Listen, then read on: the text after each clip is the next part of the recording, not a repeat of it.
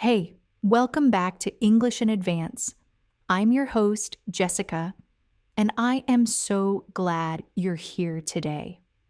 Seriously, whether you are listening from your morning commute, doing the dishes, going for a walk, or just sitting with a cup of coffee and your headphones in, I want you to know that you made a great choice clicking on this video. Because today, we are going to do something that most English learners never actually take the time to do, and that is fix the words that are quietly making you sound less confident than you actually are. And honestly, that is such an important thing to work on because here is the truth. You can have incredible grammar. You can know thousands of vocabulary words. You can write a perfect essay. But the moment you open your mouth and say a word in a way that a native speaker doesn't recognize, the whole conversation slows down. People start to lose the thread. And the worst part is that nobody tells you. They just smile and nod and move on, and you have no idea that anything went wrong. So today, we are doing something about that. We are going to look at 15 English words that are almost universally mispronounced by learners at the B2 level and beyond. These aren't beginner words. These are words you probably already know. Words you've been using for years. Words that feel comfortable and familiar. And that is exactly why this episode might surprise you. Because sometimes the words we feel most confident about are the ones we have been getting slightly wrong all along, and we never stop to check. Now, before we get started, I want to tell you something. I don't want you to feel embarrassed about any of this. Mispronunciation is not a sign of low intelligence or poor effort. It is actually a sign that you learned the word by reading it, which means you were doing the work. You were studying. You were building your vocabulary. That is a wonderful thing. The problem is that English spelling is absolutely wildly inconsistent.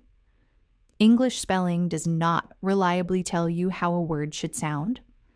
A letter can make 5 different sounds depending on the word. And sometimes a letter makes no sound at all.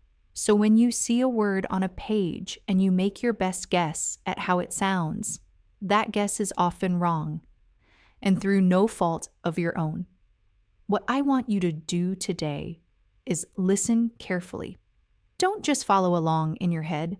I want you to say these words out loud with me. Yes, even if you are on public transport. Even if someone is sitting next to you, even if it feels a little silly, because the only way to actually fix pronunciation is to move your mouth. Your brain can understand something perfectly, and your mouth can still do the wrong thing out of habit. The mouth needs practice just as much as the brain does. So say the words, repeat them, exaggerate them a little, make them stick. All right. Let's do this. Let's get into our 15 words one by one, and we are going to take our time with each one. I am going to tell you how the word is most commonly mispronounced. I am going to explain why that happens. I am going to give you the correct pronunciation with some tips to help it click. And then I am going to give you real sentence examples so you can hear the word in natural context. This is your B2 listening and pronunciation practice, and it is going to be really, really good. Ready? Let's go. Our first word is one that comes up constantly in academic and professional settings. And it is a word that almost everyone gets wrong the first time they see it. The word is kernel, C-O-L-O-N-E-L, kernel. Now, if you read that word and you thought it should sound like co-elo-nel, you are in very good company. That is the logical conclusion when you look at the spelling. You see the letters Colonel, and your brain says, okay, this should sound something like colonel. It makes complete sense. The problem is that English has some words borrowed from other languages, particularly French, and this is one of them. The word colonel came into English from French and Italian military terms, and somewhere along the way, the pronunciation got completely detached from the spelling. The correct pronunciation is colonel. Yes, you heard that right. Colonel is said exactly like the word kernel, as in a kernel of corn or a kernel of truth, kernel. The O in the middle makes an ER sound, and the second syllable is just a soft nell. So the full word sounds like kernel. Let me say it again slowly for you. Kernel, kernel, kernel. Now say it with me. Kernel, kernel. Good. Let's hear it in context. The colonel gave the orders to advance. Colonel. She served as a colonel in the Air Force for 20 years. Colonel. The colonel's decision changed the course of the entire mission. Get used to that word because it will come up, especially when you are watching films or series about the military, history, or government. And now, when you hear it, you will recognize it immediately. Word number 2. Are you ready? This one also surprises a lot of people. The word is Wednesday, Wednesday. Wednesday. Now, the most common way learners pronounce this is Wednesday, or sometimes Wednesday, trying to pronounce every syllable they can see in the spelling. And again, totally understandable. The word has 9 letters. It looks like it should have 4 syllables. But in natural English speech, Wednesday is only said with 2 syllables. Wednesday. Or more naturally, just Wednesday.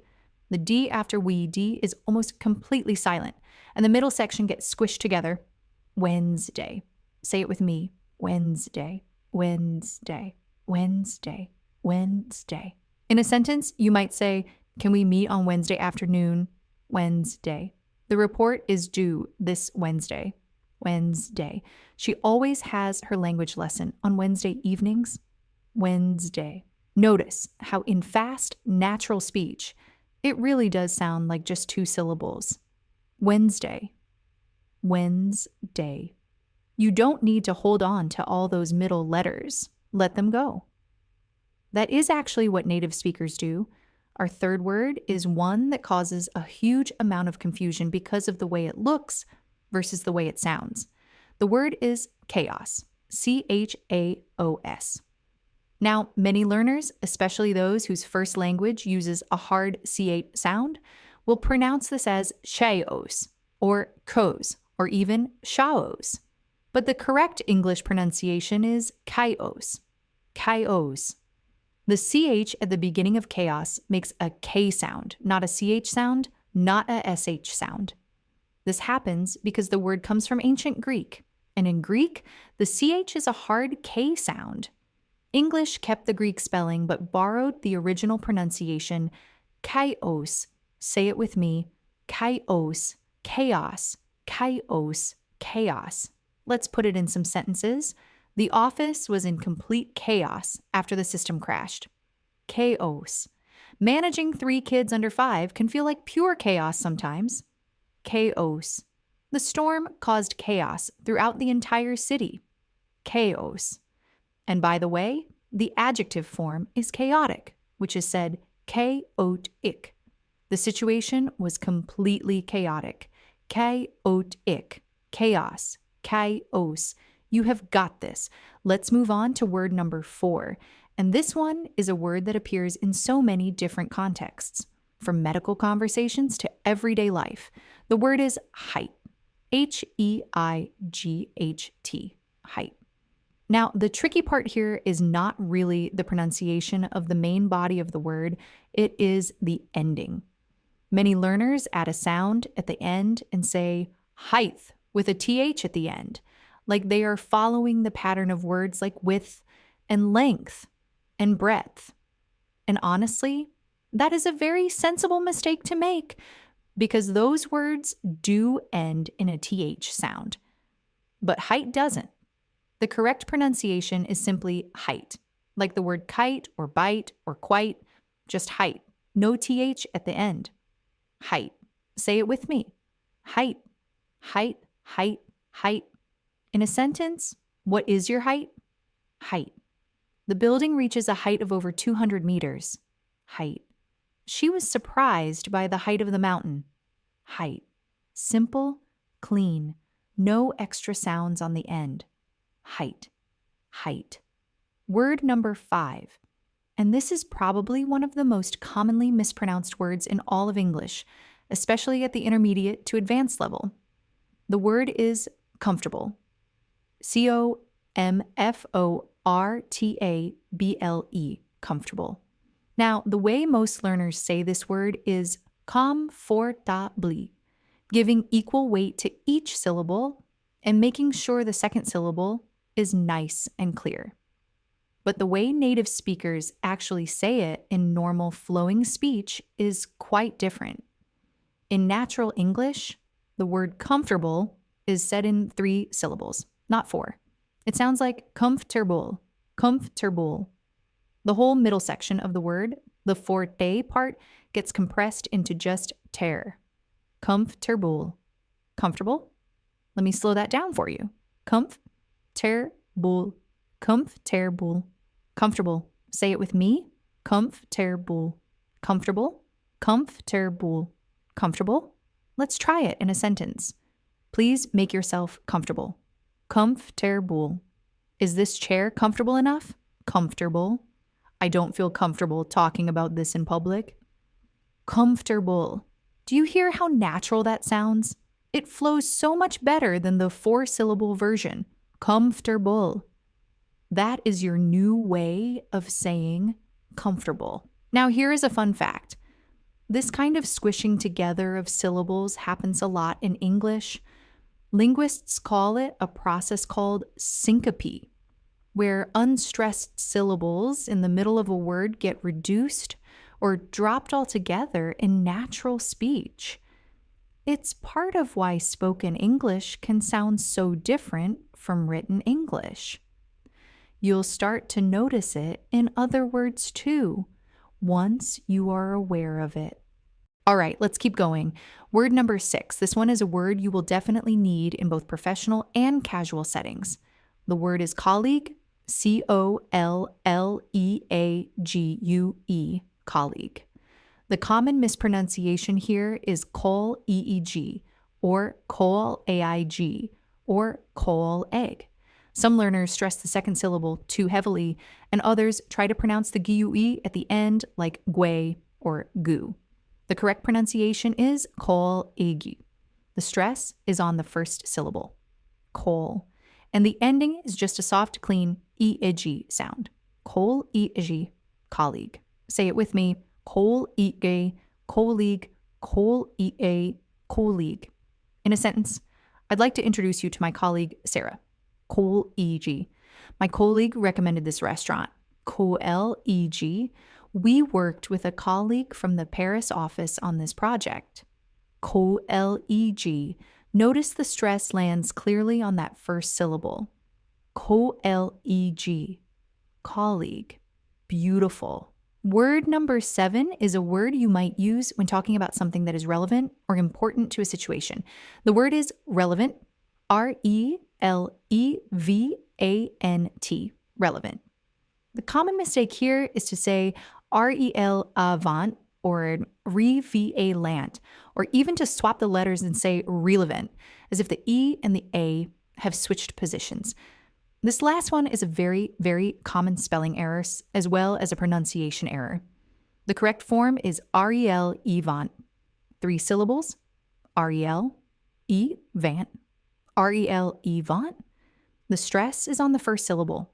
Let's say it together. R-E-L-evant, relevant, R-E-L-evant, relevant. Good. Now in a sentence. That information isn't really relevant to our discussion. Rel Yvonne. Please make sure your examples are relevant to the topic. Rel Yvonne. I will only include the most relevant details in the report. Rel Yvonne. And the related noun is relevance. Rel Evance.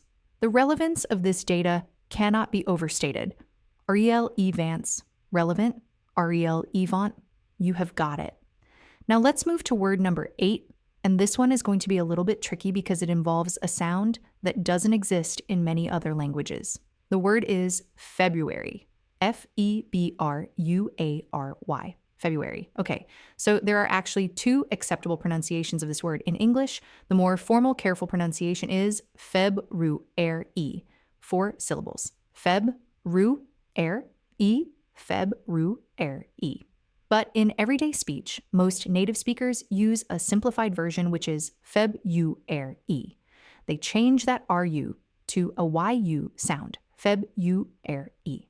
Both are acceptable, but the version many learners use, which is Feb-ru-e with only 3 syllables and the 4th syllable completely dropped, is less standard. Try to hold on to all 4 syllables, even if the middle ones blend a little. Say it with me. Feb-ru-er-e. February. Feb-u-er-e. February. Either version is fine. Let's hear it in context. My birthday is in February. Feb-ru-er-e. February is usually the coldest month where I live. Feb-u-er-e. The conference is scheduled for late February. Feb-ru-er-e. 4 syllables, first one stressed. February. Word number 9 is a word that comes up all the time in academic and analytical contexts. The word is particularly, P-A-R-T-I-C-U-L-A-R-L-Y, particularly. Now this word has 6 syllables when you say it carefully, particularly, 6 syllables. But in natural speech, that middle section gets compressed, and many native speakers say it as particularly or putically, dropping the lar part almost entirely. However, when you are trying to sound clear and professional, especially in presentations or formal speech, aim for the slightly more complete version. Particularly. The stress falls on the 2nd syllable, particularly. Particularly, say it with me. Particularly. Particularly. Particularly. Particularly. Good. In a sentence, I'm not particularly interested in sports, to be honest. Particularly. This chapter is particularly important for the exam. Particularly. She was particularly good at explaining complex ideas in simple terms. Particularly. Particularly. Great word. Let it roll off your tongue. Our 10th word is one that many English learners know well from cooking, fashion, and lifestyle content. The word is pronunciation. Now wait, I know. Before you say anything, let me acknowledge that this word is incredibly ironic to have on a mispronunciation list. But here we are. The word is pronunciation. Pronunciation. And the mistake most people make is to say pronunciation. They say pronunciation because the related verb is pronounce, which has the O-U-N sound. I pronounce, she pronounced, pronounce. And then the brain assumes the noun will have the same sound, pronunciation. But actually, in the noun form, the spelling changes, and so does the sound. It is not pronunciation, it is pronunciation. The middle changes from ounce to nuns. Pronunciation. Pronunciation. Say it with me. Pronunciation. Pronunciation. Pronunciation. Pronunciation. In a sentence, your pronunciation has improved so much. Pronunciation. She has excellent pronunciation in both French and German. Pronunciation. Good pronunciation takes consistent practice over time. Pronunciation. And again, the verb is pronounce, but the noun is Pronunciation, not pronunciation. Two totally different sounds in the middle. Tricky, tricky English. Let's keep the energy going. Word 11. This word appears in legal, political, and academic contexts very frequently. The word is albeit. A-L-B-E-I-T, albeit. A lot of learners see this word and completely freeze because it looks very unusual. Some people say albeit or albet, or sometimes even albeit, because the letters E-I-T look a bit like a French-style ending. But the correct pronunciation is albeit, 3 syllables, albeit, albeit, albeit. The stress is on the second syllable. The word means although or even though, and it is used to introduce a contrasting or limiting idea. Say it with me. Albeit, albeit, albeit, albeit. In a sentence, the meeting was productive, albeit a little long. Albeit. She passed the test, albeit with a very low score. Albeit. It was a small improvement, albeit a significant one. Albeit, albeit, albeit. This word will make you sound polished and sophisticated when you use it correctly. Word 12 is one that might feel simple, but it trips up so many learners because of that G in the middle. The word is length. L-E-N-G-T-H, length. The mistake is to say length by completely swallowing the G sound, or to say length with such a strong G that it becomes two awkward sounds. The correct pronunciation holds the NG together as one sound, like in the words sing or ring or bring, and then the TH follows naturally. Length, length. Say it with me. Length, length, length, length. Now the same issue comes up with similar words. The word strength. S-T-R-E-N-G-T-H, strength. Again, the NG flows into the TH smoothly. Strength, strength. Say it. Strength, strength. And width. W-I-D-T-H, width. Width, width. Now let's use length in sentences. The length of the presentation was about 40 minutes. Lengthy. She measured the length of the fabric before cutting it. Lengthy. The length of the project surprised everyone on the team. Lengthy. And just for comparison, he was amazed by the strength of the coffee. Strength, strength. Beautiful. Word 13.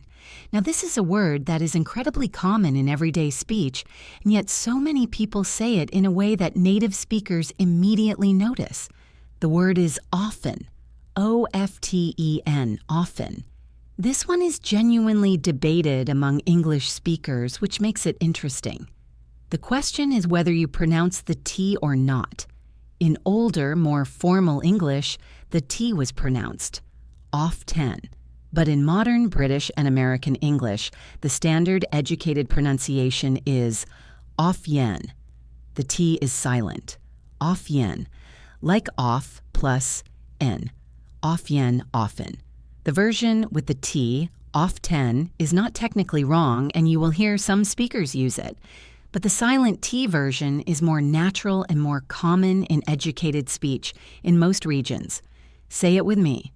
Often, often, often, often. In sentences, I don't often get the chance to travel. Often. How often do you practice your English? Often. She often works late on Thursdays. Often. This doesn't happen very often. Often. Often. Often. Let that T melt away, and it will sound so much more fluent.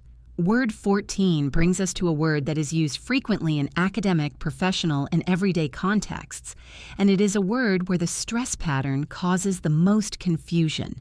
The word is interesting. I-N-T-E-R-E-S-T-I-N-G, interesting.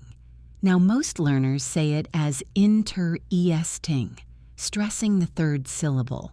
And this makes sense phonetically if you are pronouncing each syllable carefully.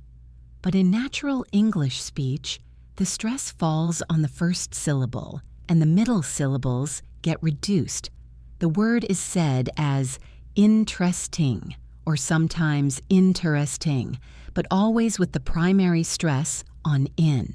Interesting, interesting. Say it with me. Interesting, interesting, interesting, interesting. In sentences, that is a really interesting question. Interesting. I found the documentary absolutely interesting.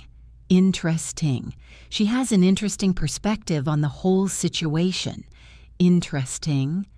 The most interesting part of the book is the ending. Interesting. Interesting. Interesting. Lovely word. Lovely pronunciation. And now we come to word 15. Our final word for today, and I have saved one that I think is going to be the most surprising of all. The word is stomach. S-T-O-M-A-C-H, stomach. If you look at this word, you might think it should sound something like stow match or stow mash, because the CH at the end of English words often makes that CH or SH sound, like in watch or match or beach. But in the word stomach, the CH makes a completely different sound. It makes a K sound, stomach, stomach, stomach. The O at the beginning sounds like a U, and the final syllable is just UK, like the K sound. Stomach, stomach. Say it with me. Stomach, stomach, stomach, stomach. In context, I had a terrible stomach ache this morning. Stomachache, you should eat something or your stomach will start growling. Stomachache, she has a very strong stomach for spicy food. Stomach, the butterflies in my stomach would not go away before the interview. Stomachache, stomach, stomachache, there you go. Okay, so now we have gone through all 15 words. Let me bring them all back together for you in a quick review, because this is where the real learning happens. This is the moment where we consolidate everything. We take it from new information and start turning it into memory. So I want you to stay with me for just a few more minutes, because this part is important. Let's go through all 15 one more time, in order. Say each one with me as I say it. Colonel, Colonel, say it.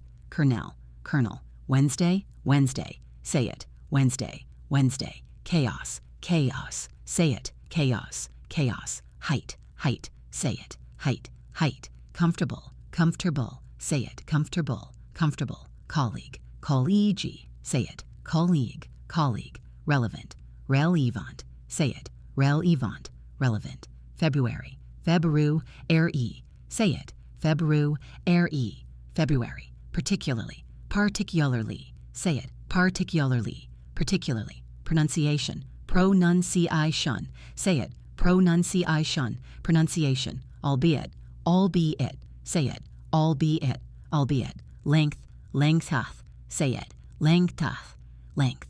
Often, often, say it. Often, often. Interesting, interesting, say it. Interesting, interesting. Stomach, stomachache, say it. Stomachache, stomach. That was wonderful. Really well done. Take a breath. Let that all settle in. Now, I want to do something a little different because I don't just want to give you a list and send you on your way. I want to give you a way to actually practice these words in context so that they become part of how you speak and not just something you remember from a video you watched once. So what we are going to do now is go through some practice sentences and short stories, and as you listen, I want you to pay attention to these 15 words each time they appear. Then repeat the sentence back, out loud, with full voice. Say it like you mean it. Let's start with a little scene. Imagine two colleagues at work. Their names are Tom and Nina. Tom comes into the office looking a little unwell. Nina notices. Nina says, "Tom, you don't look great. Are you all right?" Tom sits down slowly and says, "I'm fine, just fine. I often feel like this on Wednesday mornings. My stomach is giving me trouble again." Nina looks at him with concern. "That's not interesting. That's worrying, she says, particularly if it's happening every week. Tom sighs. You're probably right. It's relevant, I suppose, that I haven't been eating well. Nina nods. Listen, your health isn't something to ignore. You're a valuable colleague, and I need you to be comfortable coming to me if you're struggling. Tom smiles a little. Thanks. I appreciate that, albeit I feel a bit embarrassed mentioning it. Nina shakes her head. Don't be. The length of time you've been ignoring this is already too long. You have the strength to deal with it, but you have to start. Now let's go back through that little story and find our words. Tom said he often feels like this on Wednesday mornings. Often Wednesday. His stomach is giving him trouble. Stomachache. Nina said it was not just interesting, it was worrying. Interesting. She said it was particularly worrying. Particularly. Tom said it was relevant that he hadn't been eating well. Rel-evant. Nina called him a colleague. Call-e-g. She wants him to feel comfortable. Comfortable. Tom said, albeit, he felt embarrassed. Albeit. And Nina mentioned the length of time and his strength. Length, strength. Do you see how naturally these words fit into everyday conversation? None of them are rare or exotic. They are the words of normal, everyday English. Let's try another scene. This time, we are in a history class. The teacher is a woman named Dr. Patel. She is talking to her students about a military figure. Dr. Patel says, "Good morning, everyone. Today we're going to talk about one of the most fascinating figures of the 19th century. His name was Colonel Hargreaves. Colonel. And yes, I know many of you were saying Col-o-nel in your essays. It happens every year. The pronunciation is Colonel, like the kernel of a nut. Write that down if you need to." A student whose name is Marcus raises his hand. Dr. Patel, is it relevant that Colonel Hargreaves was actually quite short in height? There were paintings that showed him much taller. Dr. Patel smiles. And that's a particularly interesting observation, Marcus. The height in those portraits, the height, was often exaggerated to make military leaders look more powerful. It's quite common in that period. Another student, Rosa, speaks up. I find it chaotic how different his real life was from his image. Chaos. Dr. Patel nods enthusiastically. Exactly, Rosa. The chaos of his real life was remarkable, and that chaos, is what makes him such a compelling subject for study. February, by the way, is when we'll be doing our main assessment on this topic, so make sure you're comfortable with the material by then. Comfortable. Let's look at the words from that story. Dr. Patel said colonel. She talked about height. Particularly interesting. Particularly. Often exaggerated. Often. Chaos. Chaotic. February. Comfortable. Relevant. Relevant. That is 8 of our 15 words in one short story. Beautiful. English is everywhere once you start noticing it. Let's go even deeper now. I want to talk about why English pronunciation is so difficult and unpredictable in the first place, because I think understanding the why behind the confusion makes it much easier to accept and to work through. And honestly, once you understand this, you'll feel much less frustrated with yourself. English is one of the most linguistically complex languages on the planet when it comes to pronunciation, not because the sounds are harder than other languages, but because the relationship between spelling and sound is so deeply inconsistent. And the reason for that goes back hundreds of years in history. English developed from a West Germanic language spoken by the Anglo-Saxons, and then it was heavily influenced by Old Norse from Viking invasions, then by Norman French after the Norman conquest in 1066, and then by Latin and Greek as the language of scholarship and religion, and then by waves of other languages as Britain expanded its influence around the world. Each of these layers of influence brought new words, and those words often kept some of their original spelling while adapting to English sounds, or kept their original sounds while using English-style spelling. The result is a language with enormous vocabulary and terrible spelling consistency. So when you see a word like kernel and the spelling tells you nothing useful about how it sounds, that is not a sign that you did something wrong. That is a sign that English has 600 years of chaotic borrowing going on in the background. It is a sign of how rich and complicated the history of this language truly is. And here is something wonderful to hold on to. The fact that you are learning this language at all, the fact that you are sitting here right now listening and practicing, means you are doing something genuinely hard, and you are doing it willingly, voluntarily, because you want to communicate better, because you want to connect with people across languages and cultures. That is not a small thing. That is a big, beautiful thing. So please, do not be hard on yourself when you discover you've been saying a word wrong. Every single person who speaks English as a second language has a list of words they said incorrectly for years before someone kindly corrected them. Even native speakers get things wrong. I promise you that. Now let's do one more practice round.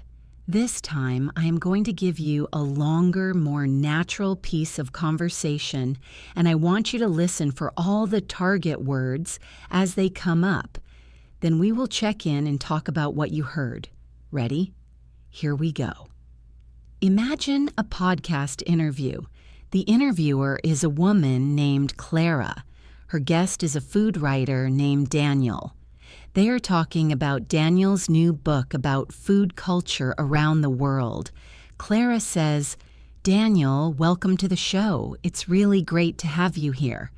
Daniel smiles and says, "Thank you, Clara. I'm very comfortable being here.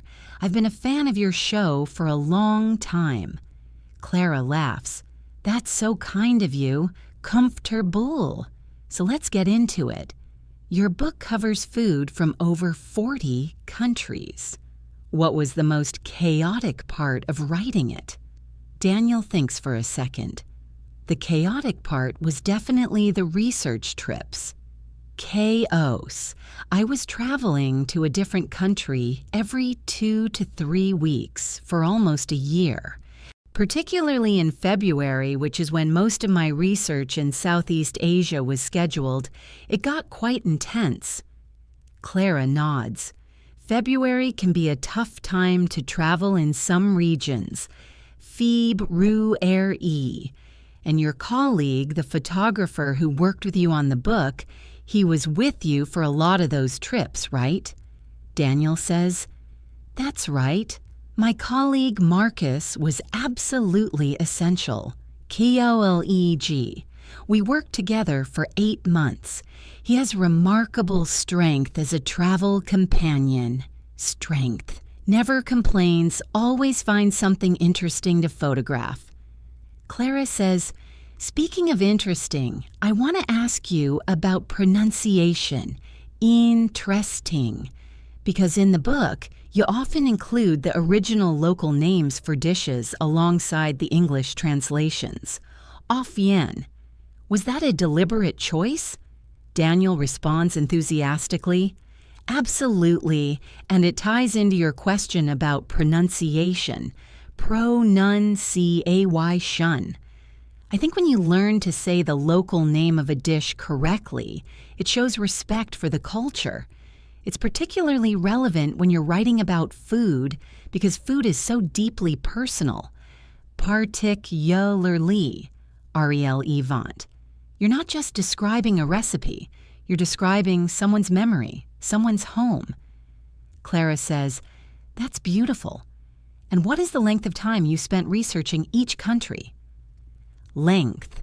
Daniel says, "It varied quite a bit. For some countries, albeit brief visits, I was only there for 5 or 6 days. Albeit. For others, like Japan and Mexico, I was there for several weeks. The height of my research intensity, was probably in the 3rd month when I was in South America." Clara says, "I often hear from readers that they feel the book reads like a novel, not a travel guide. Off yen. Does that surprise you?" Daniel shakes his head. "Not particularly, because that was the goal from the beginning. Particularly. I wanted readers to feel something in their stomach when they read about a dish. Stomach. I wanted the book to make you hungry and nostalgic at the same time, even if you've never been to that country. And it was particularly important to me that even the kernel of structure in the book, if I can use that metaphor, kernel, was always in service of the story, not the other way around." Clara says, "That's wonderful. I love that. And what would you say to readers who feel a little overwhelmed by all the different food cultures you cover? Is it chaotic in a bad way?" "Chaos." Daniel laughs. "Oh, the chaos is the point. Chaos. Embrace the chaos. Sit with it. Get comfortable with not knowing. Comfortable.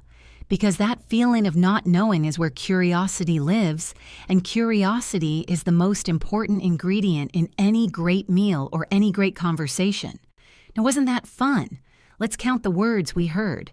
Comfortable, chaotic and chaos, February, colleague, strength, interesting, often, pronunciation, particularly, relevant, length, albeit, height, often again, stomach, particularly, again, kernel, chaos again, comfortable again.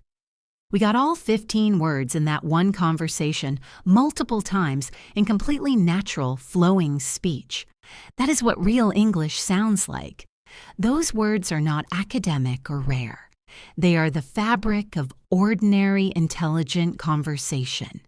Now, I want to give you one final practical piece of advice before we wrap up today's episode, because everything I have shared with you is only useful if you actually do something with it.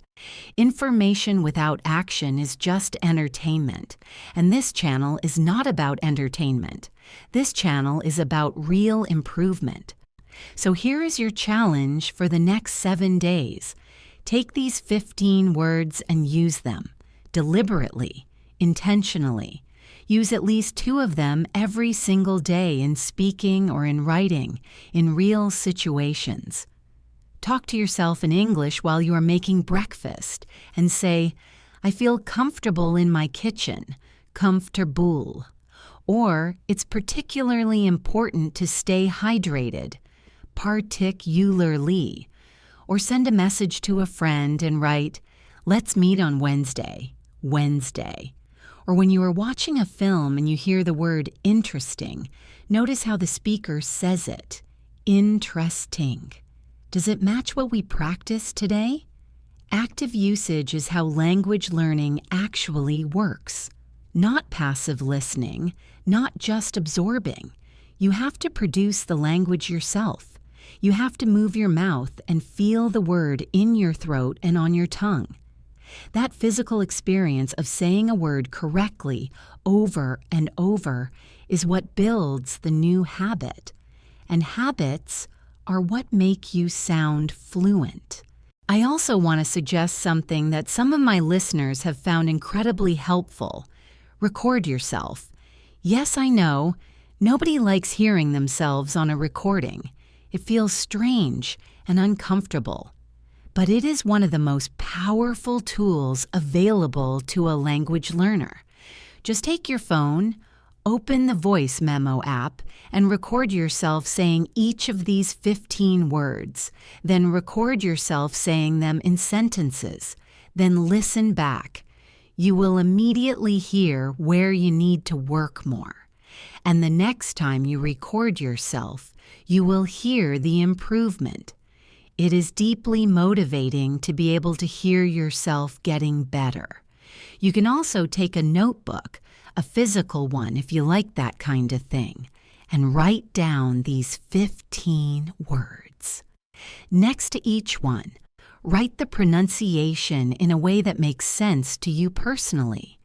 You don't need to use formal phonetics. Just write it the way it sounds. Kernel for kernel, Wednesday for Wednesday, comfortable for comfortable. Make your own little pronunciation dictionary. Then practice from it. Look at the word, cover up your notes, and say it before checking.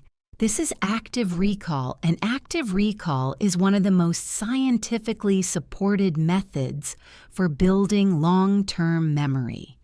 And here is one more tip. When you come across a new word that you have only ever seen in writing, don't just assume you know how it sounds. Look it up. Google the word followed by the word pronunciation, and you'll usually find an audio clip right at the top of the results. Cambridge Dictionary Online has excellent audio, both British and American. Merriam-Webster has great audio too. Use these tools. They are free. They are always available, and they could save you from adding a new word to your personal list of long-standing mispronunciations. Now, here is a thought I want to leave you with as we get close to the end of this episode. Learning a language is not a race. It is not a test. It is not something you pass or fail. It is a long, beautiful, sometimes frustrating, often joyful journey, and it changes who you are in ways that go far beyond being able to order food in another country or pass an exam. Learning another language teaches you to see the world from a different angle.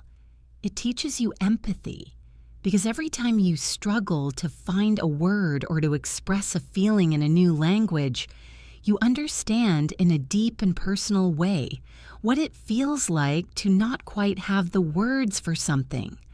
And that is a kind of wisdom that many people never develop. So every single episode of English in advance, every practice session you do, every uncomfortable moment where you say a word out loud even though you are not sure if you are saying it right, every one of those moments is building something in you that is real and lasting. It is not just vocabulary. It is not just accent. It is confidence. It is connection. It is the ability to walk into a room anywhere in the world and feel that you belong in the conversation. That is what we are working toward together every week. And speaking of working together, I want to remind you of something really important. The comment section of this channel is not just a box where you type things and nobody reads them. I actually read the comments. I respond when I can, and I genuinely love hearing from you. So after you watch this episode, come down to the comments and tell me which of these 15 words surprised you the most. Was it kernel? Was it comfortable? Was it stomach? I want to know. And if there are words you have been mispronouncing for years that are not on this list, tell me those too. Because your questions and your experiences directly shape what we cover in future episodes. Also, if you have been watching this channel for a while and you haven't subscribed yet, please do. Hit that subscribe button and ring the notification bell. New episodes come out every week, and we cover everything from listening comprehension to vocabulary building to idioms to grammar that actually sounds natural. Everything on this channel is designed for real, practical English, the kind you need in real life, not just in classrooms. And if you know someone who is on this same journey, someone who is learning English and working to get better, please share this episode with them. Genuinely. Not in a polite way where you almost share it. Actually share it. Because these 15 words are probably tripping them up too, and they would thank you for it. All right. Let me do one final round of all 15 words, our very last time today, and I want you to say every single one out loud with me. This is your final practice of the day. Ready? Colonel, Colonel, say it, Colonel. Good. Wednesday, Wednesday, say it, Wednesday. Great. Chaos, chaos, say it, chaos. Height, height, say it, height. Comfortable, comfortable, say it, comfortable. Colleague, colleague, say it, colleague. Relevant, real event, say it, real event. February, February, say it, February. Particularly, particularly, say it, particularly. Pronunciation, pronunciation, say it, pronunciation. Albeit, albeit, say it, albeit. Length, length, say it, length. Often, often, say it, often. Interesting, interesting, say it, interesting. Stomach, stomach, say it, stomach. That was. Excellent. Seriously, take a moment. You sat through this entire episode. You practiced. You repeated. You did the work. That is not something everyone does. That is the behavior of someone who is truly committed to getting better at this language, and that deserves acknowledgement. I am so genuinely proud of the community we are building here at English in Advance. Every single one of you listening right now is part of something that matters. Language connects us. English, for all its wild inconsistency and borrowed chaos, is one of the most widely spoken languages on earth, and being able to use it well opens doors that would otherwise stay closed. You are building those keys every time you come back to this channel. So thank you. Thank you for listening. Thank you for practicing. Thank you for showing up for yourself. This is Jessica from English in Advance. I'll see you in the next episode. Keep going. You are doing brilliantly. And until next time, speak English every chance you get. Make mistakes bravely and never ever stop learning. Take care of yourselves, everyone. Bye for now. Actually, wait. Before I let you go, I want to do something extra with you today. Because this episode has been all about pronunciation, and I think we have an opportunity right now to go even deeper. And if you have made it this far in the episode, you deserve the deep dive. So let's do a bonus section. We are going to look at each of those 15 words one more time, but this time we are going to go further. We are going to talk about connected speech, word families, and common phrases where these words appear.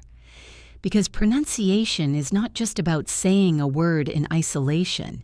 It is about saying it naturally when it is connected to other words in a sentence, in a conversation, in a flow of real, living language. Let's start back at the beginning. Colonel, colonel.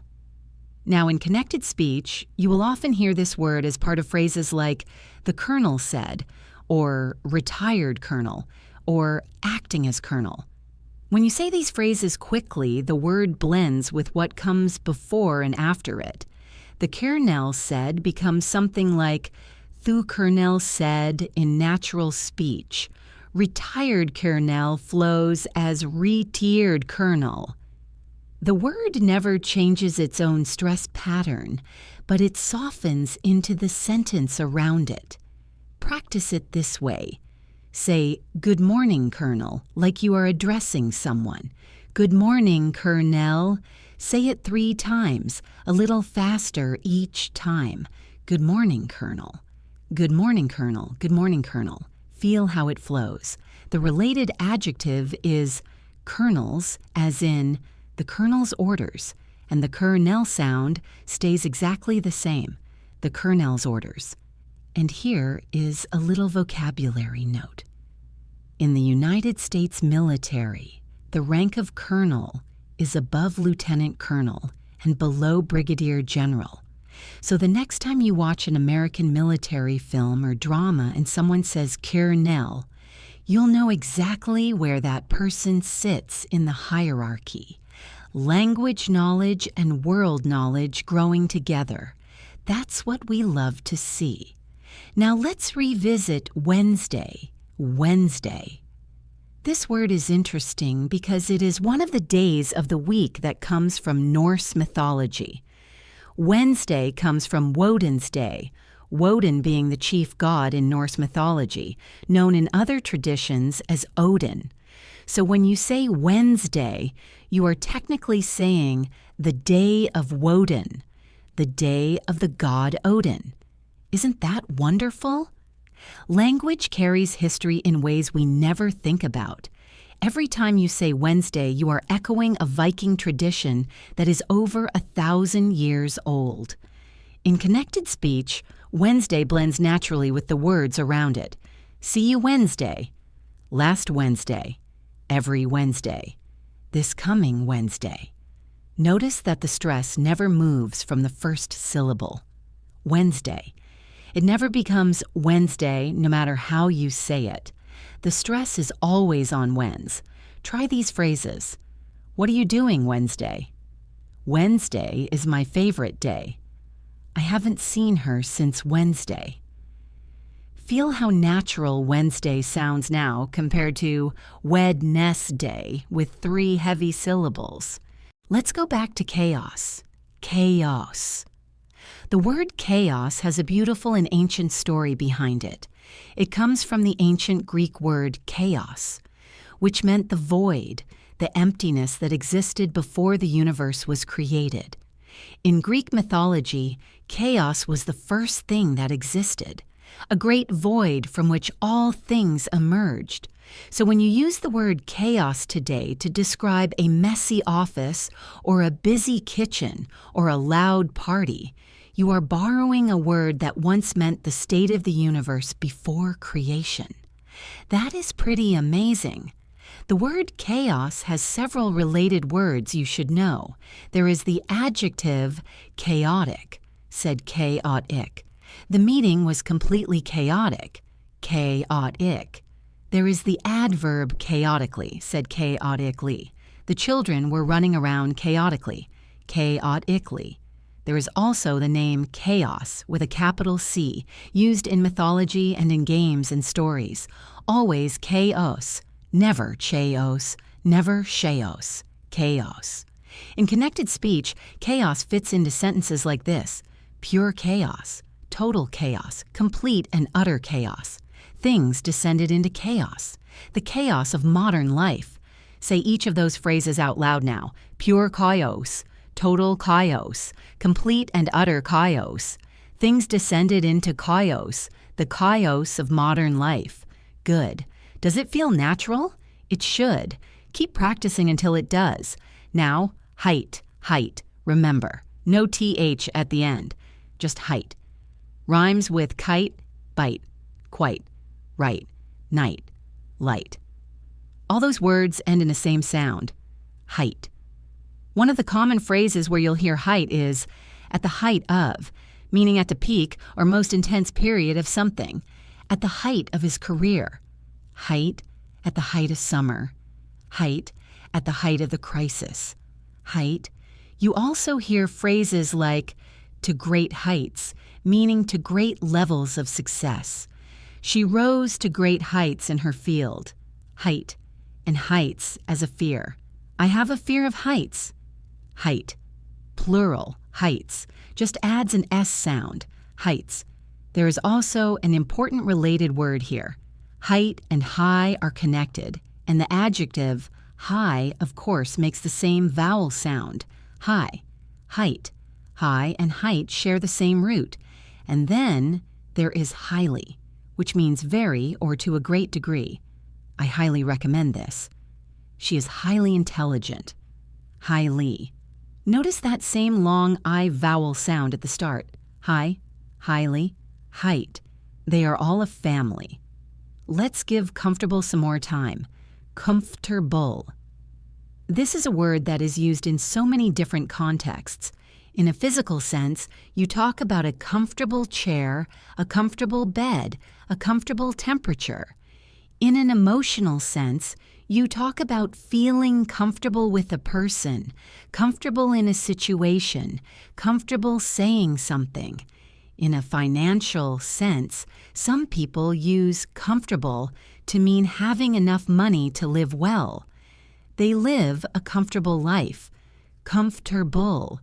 And there is even a colloquial expression, are you comfortable? Meaning, are you ready to proceed? Do you feel okay about this decision? The opposite is uncomfortable, said uncomfortable. And notice that even with the prefix un at the front, the stress and the pronunciation of the main word stays the same. Comfortable, comfortable, uncomfortable, uncomfortable. I felt uncomfortable during the interview. Uncomfortable.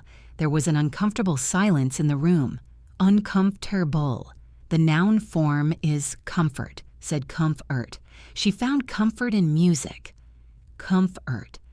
And the verb is also comfort, meaning to make someone feel better. She comforted her friend after the bad news. Comforting, now colleague. Colleague. This word is used in professional environments, and it is worth knowing clearly, not just how to say it, but when to use it versus similar words. A colleague is someone you work with, but the relationship doesn't have to be close. A colleague is a professional peer. Your boss is not your colleague. The person who works at the desk next to you is your colleague. The other teachers at your school are your colleagues. The other doctors at your hospital are your colleagues. A colleague is different from a coworker in subtle ways. Coworker is more casual and can mean anyone who works at the same company, even if they do completely different jobs. Colleague tends to imply more of a shared professional identity. Doctors refer to other doctors as colleagues. Writers refer to other writers as colleagues. Coworker is the more generic term. In connected speech, colleague flows easily. A colleague of mine. Colleague. My colleague suggested. Colleague. According to my colleague. Colleague. I was talking with a colleague. Colleague. Say those phrases now. A colleague of mine. My colleague suggested. According to my colleague. I was talking with a colleague. Good. Keep the stress on that first syllable every time. Colleague. Let's dig more into relevant. Relevant. The concept of relevance is incredibly important in academic English, in professional communication, and in everyday discussion. When something is relevant, it has a direct connection to the topic or situation at hand. When something is irrelevant, it has no connection or the connection is too weak to matter. Your personal feelings are not relevant to the business decision. Relevant. Please only submit documents that are relevant to your application. Relevant. The noun form is relevance. Relevance. The relevance of this study to modern medicine is clear. Relevance. The opposite, irrelevance, is said irrelevance. The irrelevance of the old data made the research harder. Relevance. And there is a lovely idiom. That's beside the point, or that's neither here nor there, meaning something is irrelevant. If someone says something that doesn't apply to the discussion, you might say, politely, I think that might be a bit beside the point for this discussion. which is the polished English way of saying that is not relevant right now. In connected speech, that's not particularly relevant. Particularly, relevant. See how two of our words appear together there? That's not particularly relevant. Try it out loud. That's not particularly relevant. Great. February. February. Let me give you a bit more time on this one because the 4 syllables can feel a little slippery at first. The word comes from the Latin februum, which referred to a Roman purification ritual that took place in February. So February literally means the month of purification. Every month name has an interesting history like this. January comes from Janus, the Roman god of beginnings and doorways. March comes from Mars, the god of war. May comes from Maya, a Roman goddess associated with spring. When you practice February, try breaking it into 2 parts first. February, then Ruairi. February, Ruairi. Then put them together. February. And notice that the last syllable is a very light, soft E sound. It is not stressed. The whole word feels like it leans forward and then fades. February. February. Common phrases with February include in late February, by mid-February, the February issue, a February morning, February weather. Try those. In late February, by mid-February, the February issue, a February morning, February weather. Each time, first syllable stressed, soft finish, February. Now let's expand on particularly, particularly. This is an adverb, and adverbs are absolutely one of those parts of speech that make English feel sophisticated and varied. When you use particularly, you're adding emphasis or specificity. I don't particularly enjoy cold weather means I dislike cold weather specifically. She was particularly talented at mathematics means her talent in math stood out especially. This is not a particularly difficult concept, means it is less difficult than might be expected. You can use particularly at the start of a sentence too, often with a comma. Particularly in January, the streets are quiet. Particularly. Particularly in professional settings, tone of voice matters. Particularly. And you can combine it with not to soften a criticism. I'm not particularly impressed with the results is much gentler than I'm not impressed. The word particularly does a lot of social and communicative work in English. Learn to use it well, and it will make your speech sound thoughtful and precise. Let's give pronunciation its moment again. Pronunciation. This word has such a beautiful irony to it, as we said before. The spelling changes from the verb to the noun. The verb is pronounce, and the noun is pronunciation, not pronunciation. The middle vowel goes from an OUN sound to a nun sound. Pronounce becomes pronunciation. Why does this happen? Well, it goes back to how English forms nouns from verbs. When English borrowed the verb pronounce from French and then formed a noun from it through Latin patterns, the spelling in the noun form preserved the Latin root pronunciare, which used an I, not an OUI. So the noun went through Latin and kept a different vowel structure than the verb. The verb came through French. The noun came through Latin. 2 different pathways. 2 different sounds. Welcome to English-related words. Mispronounce, meaning to say a word incorrectly. Mispronounce. Mispronunciation, meaning an incorrect pronunciation. Mispronunciation. Pronounceable, meaning possible to say. Unpronounceable, meaning impossible or very difficult to say. Pronounceable. Unpronounceable. His last name was completely unpronounceable to most English speakers. Unpronounceable. All of these words are part of the same family, and they all share that same nounce versus nunce pattern, depending on whether they come directly from the verb or from the noun. Now let's talk about albeit a bit more. Albeit. This word is one of those words that marks the difference between a functional English speaker and a truly fluent, elegant English writer and speaker. When you use albeit correctly, people notice. Not in a showy way, just in a quiet, this person really knows English kind of way. Albeit means although or even though, and it is used specifically to introduce a concession. A concession is when you admit that something is true, even as it complicates or contrasts with your main point. The film was long, albeit beautifully made. You are conceding that it is beautifully made, even though you are noting that it is long. She spoke slowly, albeit clearly. She spoke slowly, but you are conceding that she was clear. It was a small raise, albeit a welcome one. The raise was small, but you admit it was welcome. You see how it works? The word albeit lets you hold two ideas in tension, acknowledging both while keeping them in proportion, in connected speech. A small, albeit significant change, albeit.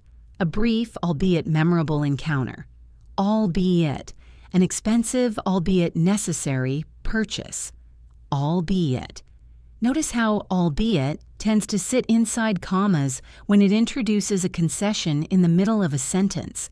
That comma placement is important for writing, too. Practice the word. Practice the concept. Albeit.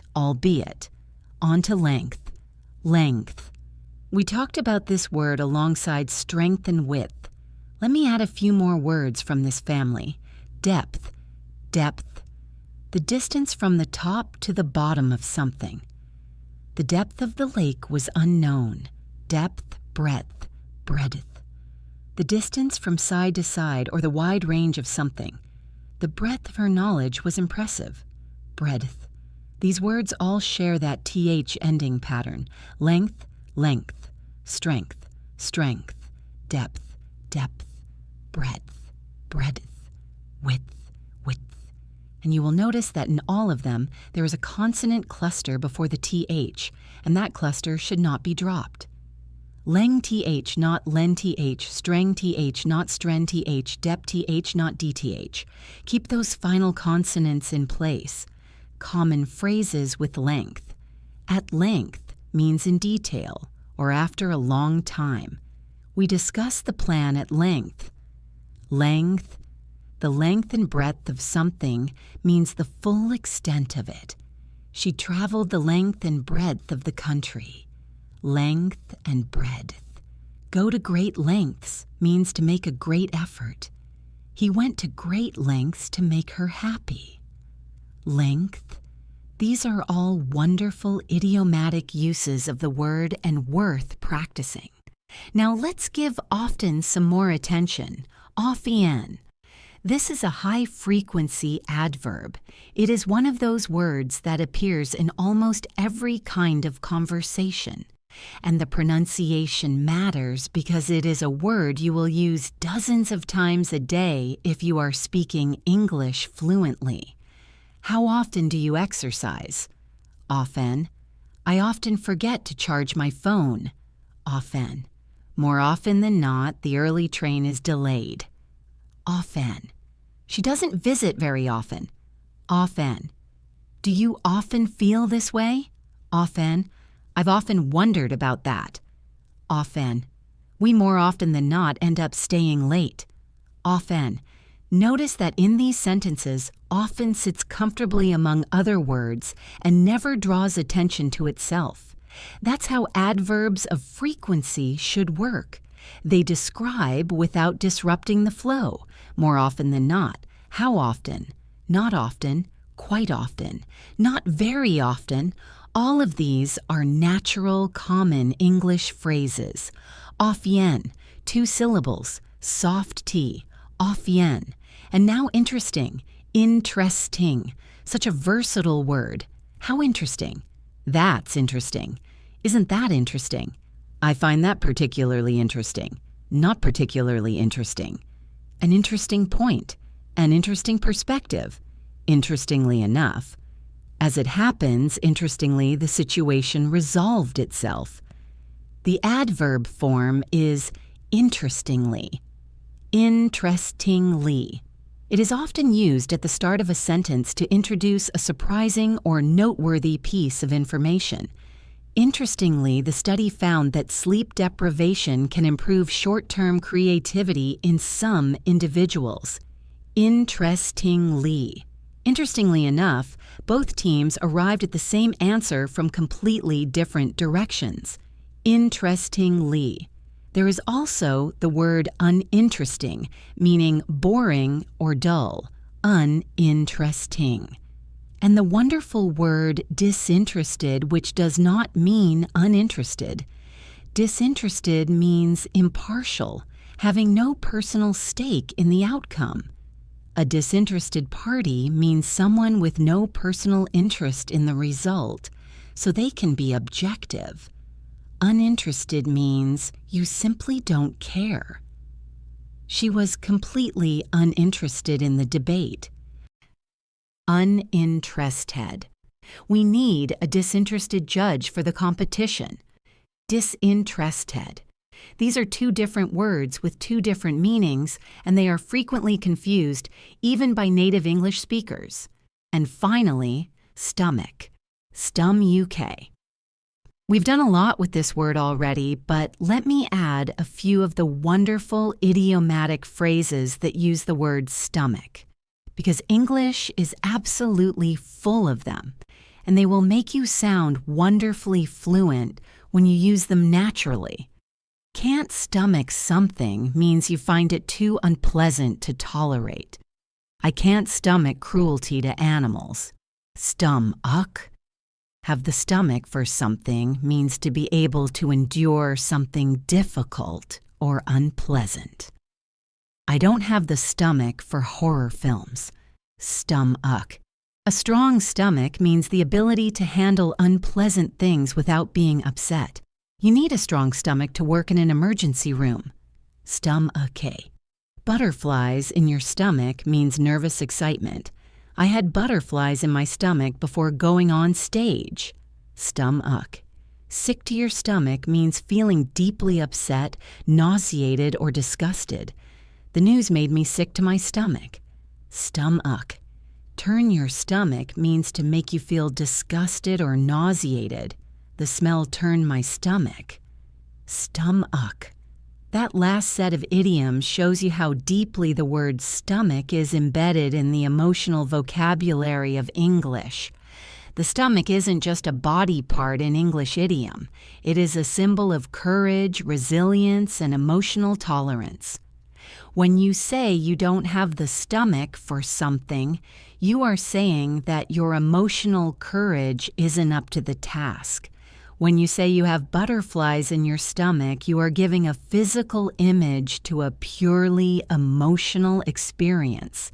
That is the poetry of everyday language, and it is everywhere in English if you look for it. All right. Now I want to take you through one final extended practice scene. This time it will be longer and more complex. I want you to challenge yourself to catch every single one of our 15 words as they appear. Don't stop the audio. Just listen and stay with it. You can go back and check afterward. Ready? Here is the scene. Imagine a university seminar room. Professor Williams is leading a class discussion. His students are a diverse group, all studying English literature. Today's topic is the history of the English language. The students are named Maya, Sam, Oliver, and Priya. Professor Williams begins. Good afternoon, everyone. Before we get started, I want to check in. How are we all feeling? It has been a particularly intense week with the essays due.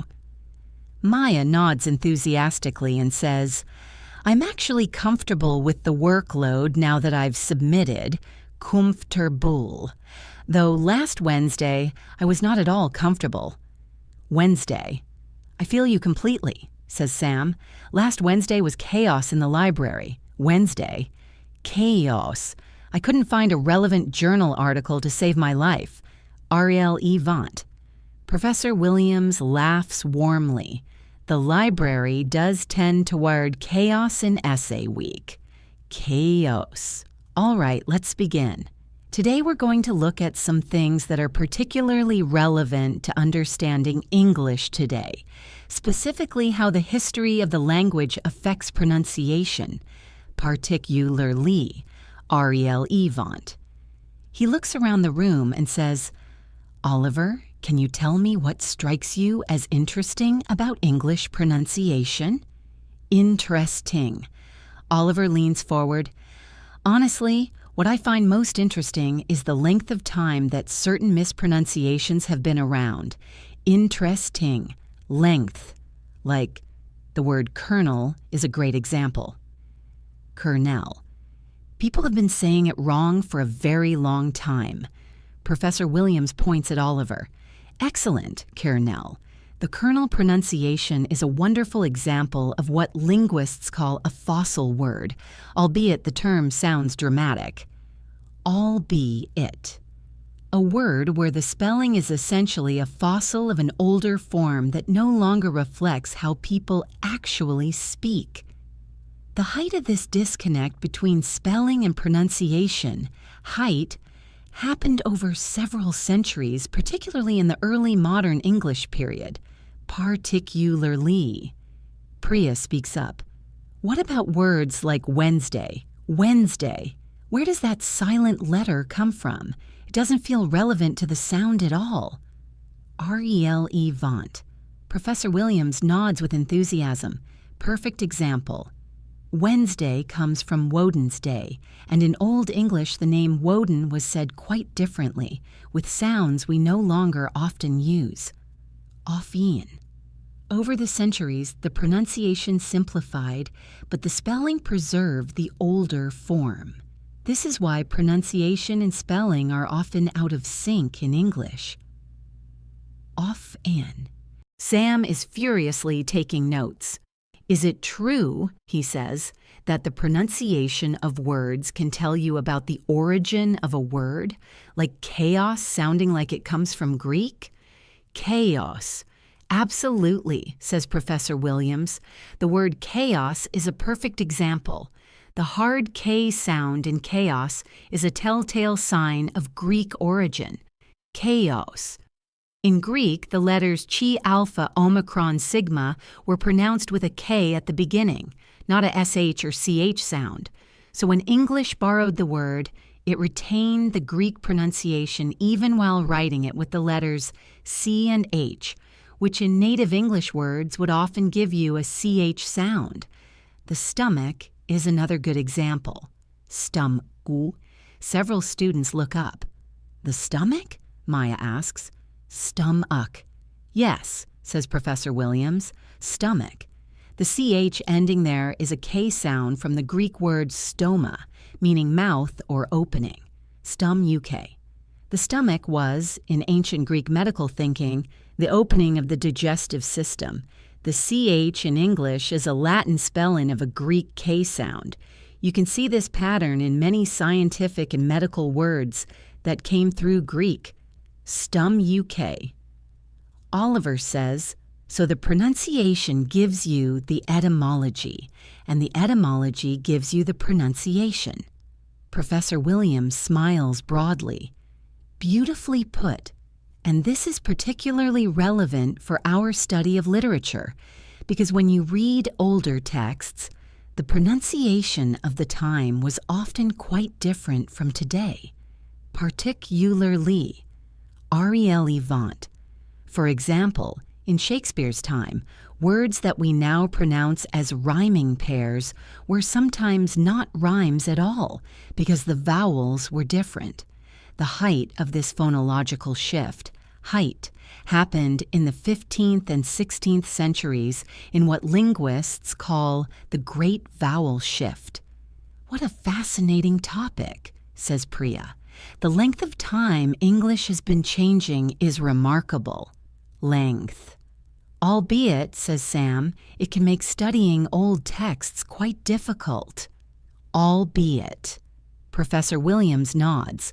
Albeit challenging, it is one of the most rewarding aspects of English studies. Albeit. And it requires a particular kind of strength to sit with that difficulty and keep going. Strength. He turns to the whiteboard and writes down several words.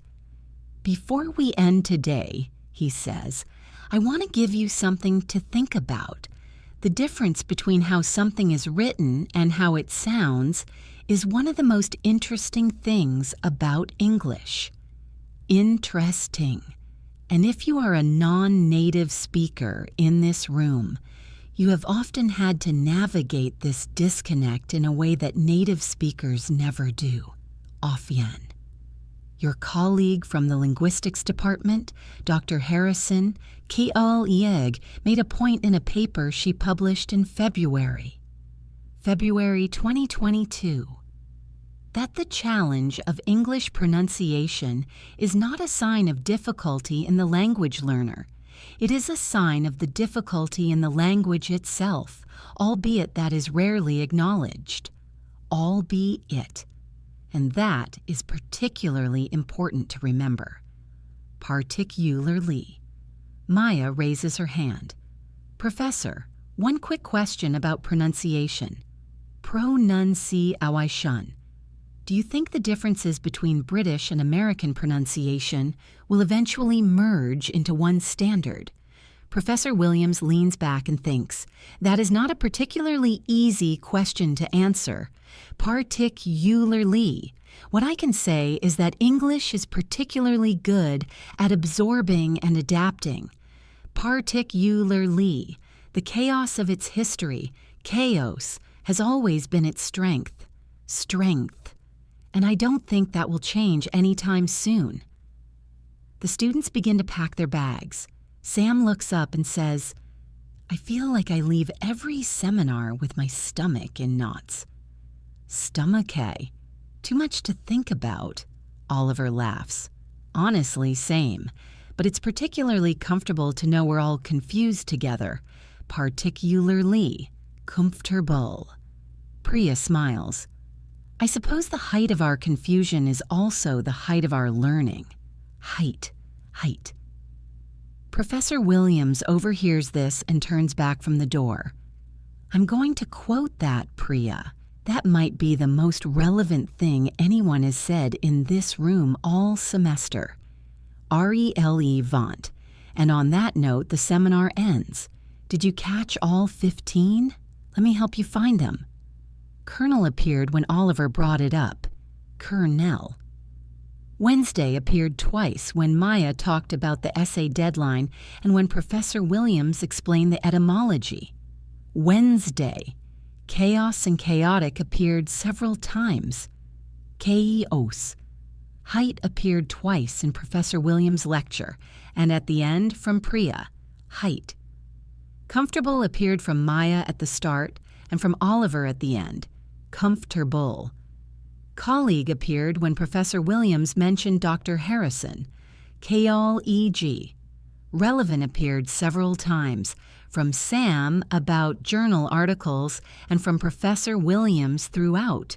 Relevant. February appeared when Professor Williams quoted Dr. Harrison's paper. February.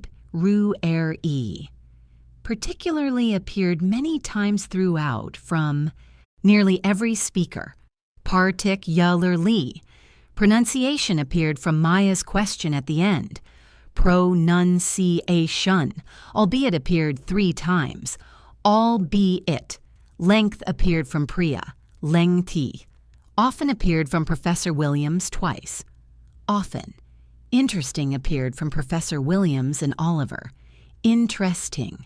Stomach appeared from Professor Williams in the etymology discussion, and from Sam at the end. Stum UK. All 15. Every single one woven naturally into a real flowing conversation about a real interesting topic. This is how English works. These are not exotic words. They are the everyday currency of intelligent, engaged conversation in English, and now you can say all of them correctly. Let me give you one more thing before I actually let you go this time. I want to give you a practice paragraph. This paragraph contains all 15 of our words. I want you to read this paragraph out loud, slowly at first, and then at a more natural pace. Read it like you would read it to a friend. Here it is. My colleague at work often talks about how interesting it is that the pronunciation of English is so chaotic. She said, particularly on one Wednesday in February, that she had to look up the height of her confusion before she finally felt comfortable saying words like kernel and albeit. I told her that the length of the learning process is not relevant to its value. What matters is the strength to keep going. Now say that with me. My KOLLEEG at work off and talks about how interesting it is that the pronunciation of English is so chaotic. She said particularly on one Wednesday in February that she had to look up the height of her confusion before she finally felt comfortable saying words like kernel and albeit. I told her that the length of the learning process is not relevant to its value. What matters is the strength to keep going. Now say it again, faster this time. Not so fast that you lose the clarity, but fast enough that you can feel the flow. My colleague at work often talks about how interesting it is that the pronunciation of English is so chaotic. She said, particularly on one Wednesday in February, that she had to look up the height of her confusion before she finally felt comfortable saying words like kernel and albeit. I told her that the length of the learning process is not relevant to its value. What matters is the strength to keep going. Beautiful. Truly, genuinely beautiful. You just said all 15 words in one paragraph, flowing naturally, with confidence. That is real progress. That is real English. Now, I do want to say one more thing about the learning process, because I think it is important and I don't want to skip over it. Pronunciation improvement is slow at first. You will practice a word, it will feel right, and then 2 days later, you will slip back into the old habit. This is completely normal. It is not failure. It is how the brain works. The brain builds new neural pathways through repetition, and old pathways are strong because they have been used many more times. When you practice a correct pronunciation, you are literally building new pathways in your brain. And every time you use the correct pronunciation, that pathway gets a little stronger. And every time you catch yourself using the old pronunciation and correct it, that is not a mistake. That is actually a success because you caught it. The awareness itself is progress. So be patient with yourself. Keep practicing. Come back to this episode. Play sections of it again. Listen while you are doing other things. Let the words sink deeper into your passive understanding first, and then work on the active production. Both matter. Listening comprehension and speaking ability feed each other. And this episode is designed to work on both at the same time. I am incredibly grateful that you spent this time with English in advance today. This has been one of the most comprehensive episodes we have done, and I hope you felt the difference in your understanding by the end. If you got something valuable from this, please leave a comment and tell me which word was the most surprising for you. Was it kernel? Was it comfortable? Was it pronunciation? Was it stomach? I genuinely want to know. If you are new here, please browse the other episodes on this channel. We have episodes on common grammar mistakes, on phrasal verbs, on idioms, on formal versus informal vocabulary, on the differences between British and American English, and much more. Every episode is designed to be useful, clear, and genuinely helpful for B2 and above learners. You are in the right place. Subscribe if you haven't already. Share this video with one person who would benefit from it. And come back next week because we have another excellent episode already planned, and you do not want to miss it. One last thing. You are not behind. You are not too old. You are not too far from fluency. Wherever you are right now in your English journey, you are exactly where you are supposed to be, and every step forward counts. Every single one. I mean that from the bottom of my heart. Keep going. This is Jessica. Thank you for choosing English in advance. I will see you next week.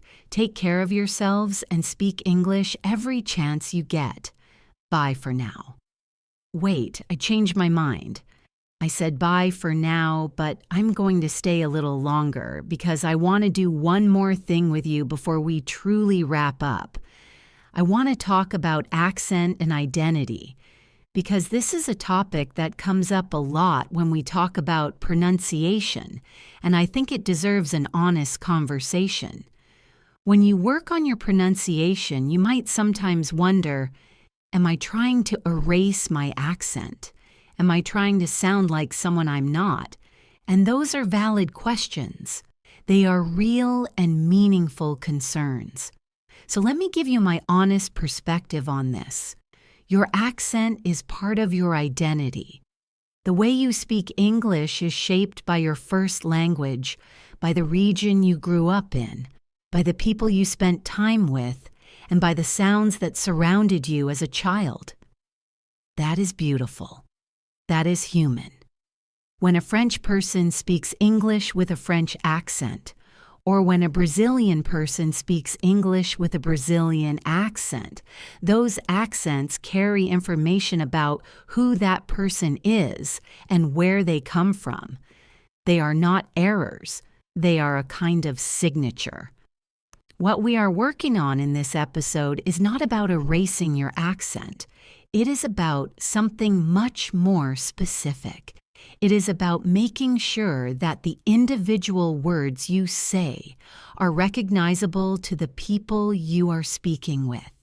Because there is a difference between having an accent and mispronouncing a word in a way that causes misunderstanding. Let me give you an example. If you say the word colonel as colonel instead of kernel, the issue is not that you have an accent. The issue is that colonel is not a word that exists in English at all, so the listener cannot recognize what you said. But if you say kernel with a French rhythm or a Japanese pitch or a Spanish warmth, that is still kernel, and everyone understands you perfectly. The accent adds color. The mispronunciation creates confusion. That is the distinction that matters. So when I teach pronunciation, I am not asking you to speak like a BBC presenter or a Hollywood actor. I am asking you to land the core sounds of the words accurately enough that communication flows smoothly. And once you have that, everything else is yours to keep. Your rhythm, your warmth, your particular music in the language. Keep all of that. It is what makes your English interesting. There is actually research showing that a moderate foreign accent in English is often perceived positively by native English speakers. It signals that you speak more than one language, which is genuinely impressive to monolingual speakers. It signals cultural experience and cognitive flexibility. A slight accent is not a liability. It is a mark of a multilingual person. Own it. What you want to avoid and what this episode helps with is the specific, identifiable mispronunciations that cause the listener to do a double take. The ones where someone has to ask you to repeat yourself, not because you spoke quietly or quickly, but because the word you said didn't match the word they expected to hear. That is what we are fixing today. Not your voice, not your rhythm, not your identity. Just those specific sounds in those specific words. And I hope that feels freeing, because it should. It means you don't have to transform who you are. You just have to add a few corrections to your word bank. 15 corrections, to be exact, at least as a starting point. And you have already done that today. Let me also say something about the role of listening in pronunciation improvement, because I think this point is undervalued. When you listen to a lot of English, whether it is podcasts, TV shows, audiobooks, films, music, or conversations, your ear gets calibrated. It learns what correct English sounds like at a deep, intuitive level. And then, when you go to speak, your ear knows when something sounds off even before your brain can articulate why. This is why native speakers often can't explain the rules of their own language. They just know when something sounds wrong because their ear is perfectly calibrated from a lifetime of exposure. They say, "That sounds weird," without being able to explain the grammar rule or pronunciation principle behind it. Their ear has internalized the rules without conscious effort. For you, as a language learner, you are building that calibration deliberately. You are doing actively what native speakers do, passively. And actually, because you are doing it actively, you often end up with a deeper, more analytical understanding of the language than many native speakers have. You can explain why things work the way they do. You know the rules consciously as well as feeling them intuitively. That is a superpower, honestly. Don't underestimate it, so keep listening. Lots of listening, not just when you are studying. In the background, while you are cooking, while you are exercising, while you are commuting. Let English become the ambient sound of your daily life, and it will change you without you even noticing. Your ear will grow sharper, your instincts will grow stronger, and the day will come when you hear a mispronounced word and you will just know, without thinking, exactly how it should sound. That day is coming for you. It really is. Now I want to do one final thing. A little game. I call this game Sound or Spell. I am going to say a word and I want you to decide whether the spelling tells you how to say it or whether you need to know something extra to get the pronunciation right. This is not a test. There are no wrong answers. It is just a way of sharpening your awareness about the relationship between spelling and sound in English. Ready? The word is receipt. R-E-C-E-I-P-T, receipt. The P is completely silent. You say receipt. The P is just there, doing nothing. Why? Because the word came from Old French and Latin, and the P was in the Latin spelling recepta, but was never pronounced in the English version. It stayed in the writing as a kind of historical memory. Receipt. Receipt. If you are writing about shopping and you ask for your receipt, the person might look at you strangely if you say receipt. But receipt is immediately understood. Receipt, receipt. What about night? K-N-I-G-H-T. Night. The K is silent. The G-H is silent. You say just night. the same sound as the darkness of evening, night, night. In Old English, both of those were pronounced k-nicht, hard K, hard GH sound. But over centuries, both those sounds fell away and the spelling stayed. So now the word night rhymes with night, light, right, sight, fight, and tight. But it looks completely different from all of them. Night, night, same sound, very different spelling. What about debt? D-E-B-T, debt. The B is completely silent. You say debt, just debt. The word came from Old French dette, which had no B. But in the Renaissance period, scholars wanted to show that the word had a Latin origin, debitum, so they added a B to the spelling to gesture toward the Latin. But they never actually started saying the B out loud, so the B went into the writing and stayed there, completely silent for the last 500 years. Det, deet. The same thing happened with the word doubt. D-O-U-B-T, doubt. The B is silent. Doubt, doubt. Two words, debt and doubt, both have silent B sounds added by Renaissance scholars trying to show off the Latin connections. What about island? I-S-L-A-N-D. Island. The S is silent. You say island. Island. No S. This is another case of scholars interfering.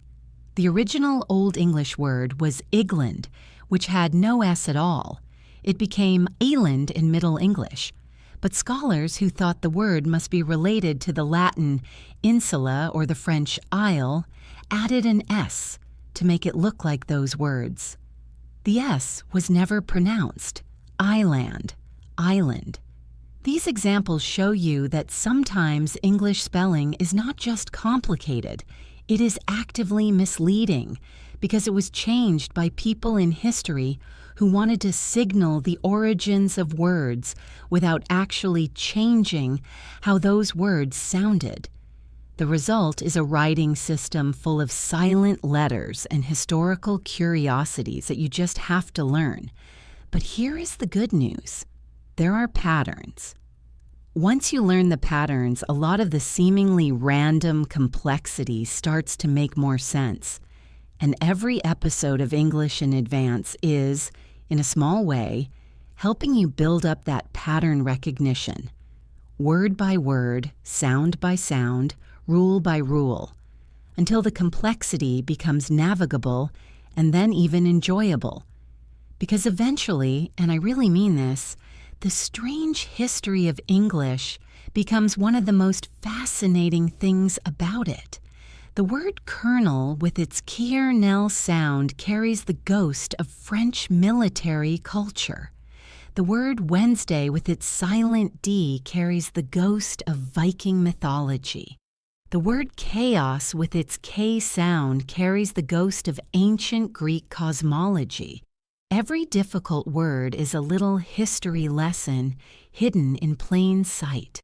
That is what I love most about teaching pronunciation. It is never just about the sounds. It is always about the stories behind the sounds. And every story connects you a little more deeply to the vast, messy, beautiful history of this language that belongs to everyone who speaks it. I am going to leave you with something that one of my favorite linguists, David Crystal, once said. He described English as the language that goes out at night and borrows words from other languages. It is a wonderfully playful image, and I think it is exactly right. English borrows, adapts, absorbs, and keeps growing. And you, by learning it, are becoming part of that story. You are adding your voice to one of the most widely spoken languages in human history. That is not a small thing. So go out and use your English today. Use it boldly. Use it imperfectly. Use it with joy. And come back to this episode whenever you need a refresher on those 15 words. They will be here waiting for you. Kier-Nell, Wednesday, chaos, height, comfortable, col-ig, rel-evant, february, particularly, pronunciation, albeit, langeth often, interesting, stomache, 15 words, 15 stories. All yours now. This is Jessica from English in Advance. Thank you so much for being here. I'll see you in the next episode. And until then, keep speaking, keep listening, and keep growing. Bye for now. Really this time. Actually, I keep saying bye and then coming back, and honestly, that is very on brand for this channel. So let me do one truly final bonus section. And this time, I mean it when I say it is the last one, because I want to give you something that no other pronunciation video will give you. I want to talk about how to practice pronunciation when you are alone, and specifically how to practice it so that you actually remember what you practiced. This matters because most people who watch pronunciation videos nod along, repeat a few words, feel good about it, close the laptop, and then 2 weeks later, they are back to their old habits. Not because they didn't learn anything, but because they didn't create a strong enough memory trace to actually change behavior. So let me give you a method, a real, concrete, science-backed method for making these 15 words stick permanently. The method is called spaced repetition with emotional anchoring, and it sounds complicated, but it is actually very simple. Spaced repetition means you review something at increasing intervals. You review it the same day you learn it, then the next day, then 3 days later, then a week later, then 2 weeks later. Each review refreshes the memory and pushes it further into long-term storage. This is how language learning apps like Anki and Duolingo work, and the science behind it is very solid. Your brain prioritizes things that it sees repeatedly, but not constantly. When you see something multiple times with gaps in between, your brain says, "This must be important. I keep encountering it. Let me hold on to it." Emotional anchoring means you connect the thing you are learning to something that has meaning for you personally. The brain stores emotionally significant memories more strongly than neutral ones. That is why you can remember exactly where you were when you heard a piece of shocking news, but you cannot remember what you had for lunch 3 Tuesdays ago. Emotion is memory glue. So here is how you apply this to our 15 words. For each word, create a personal sentence that uses that word in a context that is meaningful to your own life, not a generic sentence. A sentence about your real world. For comfortable. Think of something or somewhere that genuinely makes you feel comfortable. Your grandmother's house, your favorite cafe, the sofa in your living room. Write the sentence. I always feel comfortable sitting in the garden with my morning coffee. Comfortable. Now, every time you hear or say the word comfortable, your brain will flash that image of your garden and your coffee, and the memory will be stronger. For colleague. Think of an actual colleague you have worked with, perhaps one you liked or one who was particularly memorable. Write the sentence. My colleague from the Rome project always made me laugh during long meetings. Colleague.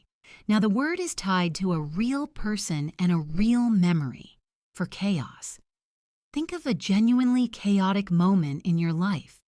Maybe a family gathering that went sideways or a day when everything went wrong at once. Write the sentence. My sister's wedding day was beautiful, but the morning was pure chaos. Chaos. Now the word has a story attached to it. Do this for all 15 words.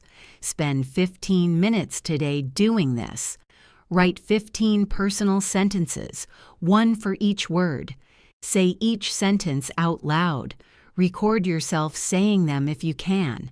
Then come back to those sentences tomorrow and the day after and 3 days after that. Read them, say them, remember the images behind them. Within 2 weeks, those 15 words will be part of your natural vocabulary. Not just words you know intellectually, but words you reach for automatically when you speak. This is how fluency is built, not through passive exposure alone, but through active, emotionally connected practice, repeated at the right intervals. It is not glamorous. It does not feel as exciting as watching a video, but it works. It genuinely, reliably works. And if you do this with every episode of English in Advance, if you take 15 minutes after every episode to create personal sentences for the words and phrases you learned, within 6 months, you will be astonished at the difference in your English, not just in your pronunciation, in your vocabulary, your confidence, your ability to express yourself quickly and naturally without searching for words.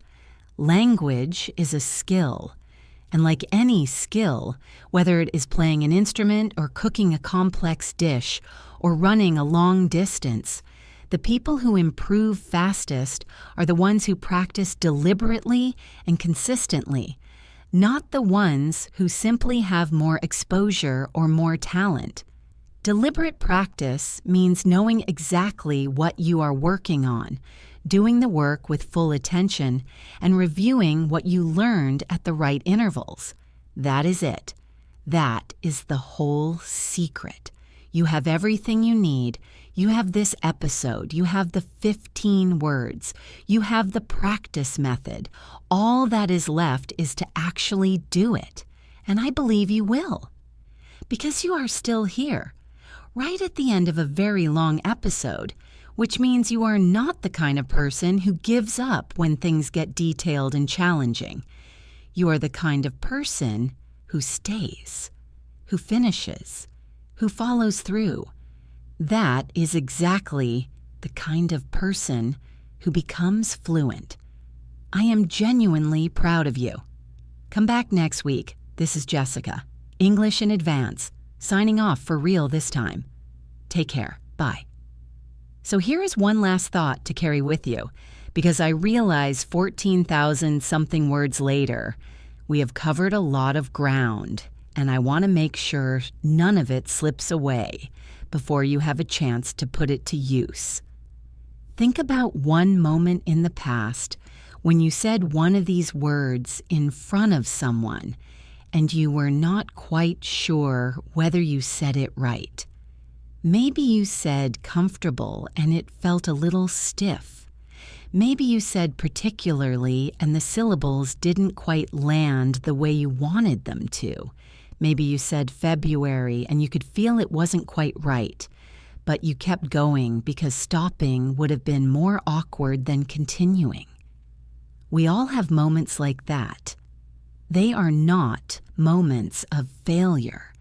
They are the moments just before a breakthrough, the moments right before you know better, and now you do know better. Now you have the tools. The next time you say comfortable, you will say comfortable, and it will feel smooth and easy.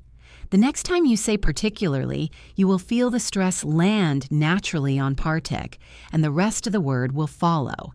The next time someone in a film says colonel, you will hear Kernel and smile to yourself because you know exactly where that strange spelling comes from and why the word sounds the way it does. That knowledge lives in you now.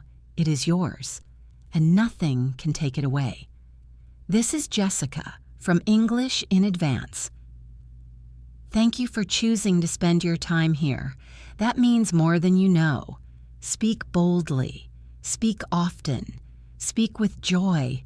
See you next week. And you know what? Let me leave you with one more gift because 15,000 words feels like the right number to land on, and we are almost there. I want to give you a complete list of mini mnemonics, little memory tricks, one for each of our 15 words. A mnemonic is a memory aid, a little trick that helps your brain hold on to information. These are short, memorable, and designed to snap the correct pronunciation into place whenever you doubt yourself. For kernel, remember this: a kernel is a kernel. Say it that way in your mind every single time. The kernel is the kernel. Kernel, kernel. They sound identical. If you can say kernel, you can say kernel. For Wednesday, remember that the D is on a day off. Wednesday day. The D took the day off. What remained? Wednesday. Wednesday. For chaos, remember that a chaotic word starts with a K disguised as a CH. Chaos wears a disguise. But underneath the CH outfit, there's always a K. K-I-os. For height, remember that the word ends in a silent ghost. You see the letters G-H-T, but the G-H is invisible. Just height. Rhymes with kite. Your height can fly a kite. For comfortable, remember the three-part word. Comfortable. Say it like you were giving a bear a pillow. Comfortable. A comfortable bear. For colleague, remember that your colleague is at college. Same start. Cool. College. Colleague. College. Colleague. Put the EEG on the end. Colleague. For relevant, remember to keep all three syllables even and clean. Ariel Evant, like a steady rhythm. Ariel 1, E2. Vant 3, Ariel, E, Vant. For February, remember the 4 seasons have 4 syllables, and so does February. F-E-B, Ru, air, E, 4 syllables. First one stressed. F-E-B dash, Ru dash, air dash E. For particularly, remember to land hard on the second syllable and let the rest glide. Partic and then glide. Partic, yell or lee. Hit the tick and then relax. For pronunciation, remember to swap the ounce for none. You pronounce, but the pronunciation has a none in the middle. Pronunciation. For albeit, remember the 3 clean beats. All be it. And the stress is in the middle. All be it. Like a B in the middle of the word. For length, remember that NG and TH are both team sounds. The NG flows like singing, and the TH breathes out softly. Leng, and then a soft breath. Length. For often, remember the T is on holiday. Often en. The T packed its bags and left. Often. Often. For interesting, remember to stress in and then let the middle melt. In, and then tresting. Interesting. The I is the captain. The rest falls in line.